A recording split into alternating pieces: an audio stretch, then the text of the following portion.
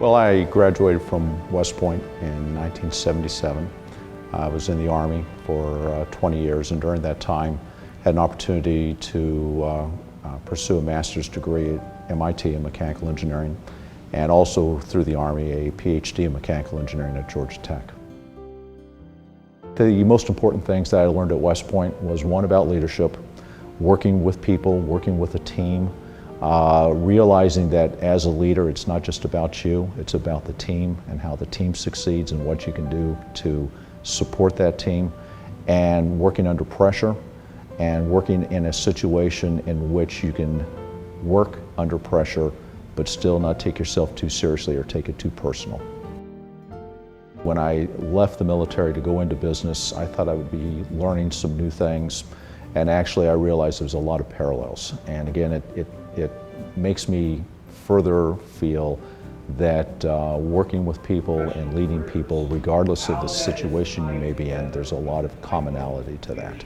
You may have to apply it to a military scenario or a business scenario or an educational scenario or a governmental scenario, and adjust accordingly. But the basic fundamental principles of leading people and leading teams, I think there are some constants there.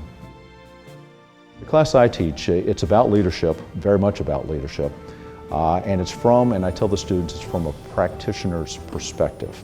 A lot of times at West Point, in the military, in business, in educational programs, business programs, MBA programs, that there's a lot of discussion about the theory of leadership. And my experience with the theory of leadership is it gives you some tools, but there is no one theory that covers all possible scenarios in which a leader may find him or herself. Those are the things that we talk about in the class. What are the basic fundamentals? What are the basic principles? I start by talking about how I learned them at West Point, how I applied them at West Point, but I by no means call them military leadership principles. I call them basic leadership principles, and I give examples of how they can be used quite effectively in business. Leadership is something that is given to you by those that you are leading. And at any time, if you fail to be an effective leader, that gift will be taken from you.